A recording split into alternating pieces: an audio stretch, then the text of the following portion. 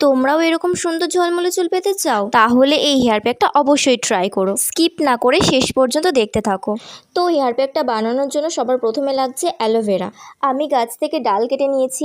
এই দেখো, অ্যালোভেরার এই হলুদ রসটা খুব ক্ষতিকারক, তাই কিছুক্ষণ রেখে ভালো করে ধুয়ে নেব।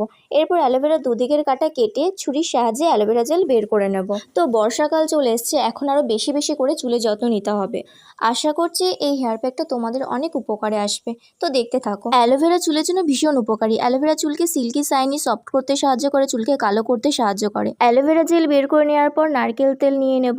আমি শালিমারের কোকোনাট অয়েল নিয়ে নিয়েছি, তোমরা তোমাদের পছন্দ মতো নারকেল তেল নিয়ে নিও।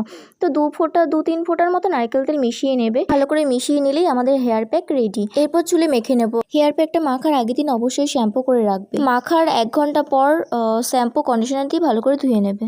তোমরা নিজেরাই হেয়ার প্যাকটা ইউজ করে দেখো যে কত ভালো রেজাল্ট পাওয়া যায়। তো ভালো লাগলে অবশ্যই লাইক